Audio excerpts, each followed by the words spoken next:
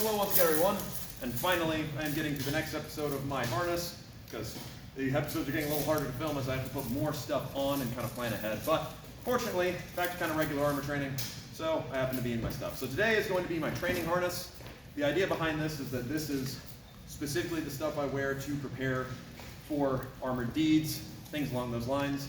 It's a harness that is designed to be relatively quick to put on, and it is energy intensive to wear it, of course, but really at this point, this is about half, I feel, of the armor that I wear when I have all my stuff together, even though I think weight-wise it's probably similar. So, what I have is, in addition, I'm wearing my mail shirt again over my gambeson.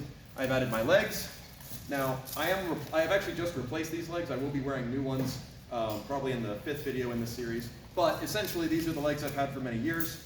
I do not have greaves. I didn't have greaves originally, so I have my just leather protective ones, which does mean that my legs are relatively light, even though they are articulated. Really, it's just the creases and the knees that are protecting me down there. And along with that, in addition to my mail shirt, I now wear a separate mail skirt. This isn't necessary, but certainly since I now have the breastplate, the arms, and I'm wearing a full face helmet, people are going to start going for my hips more, so I like to have doubled up mail over the important parts. Along with this are my arms. I wear a floating arm harness set, and in fact it's just these two pieces. I might add some rebraces to this soon, but the essential idea is that these are just simple, and the rest of my arms are pretty mobile. For my training set, I usually don't throw on the things that I will have in my full set. The reason for that is that normally if I'm just practicing or what have you, or playing light intentionally, I like to have my shoulders open for a more interesting target. But probably the most interesting part of this setup that I always wear is my jornea. So the reason I wear this jornea is twofold. One, it's so my hair doesn't get caught in the mail, and two, it hides the fact that I'm only wearing a breastplate. So allow me to lose a layer, and I will show you what I mean.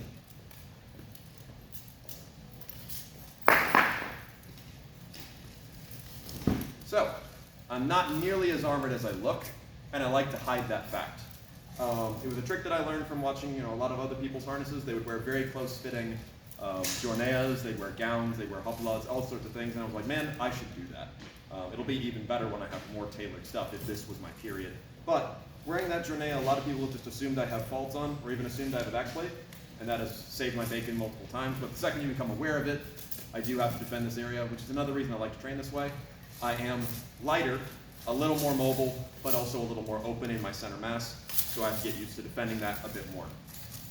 Gauntlets are still the same as I was wearing before, but now I also get the choice of which helmet I want to wear, and this is where it also kind of doubles. Normally, I wear my normal Grand Bassarmet Venetian helmet.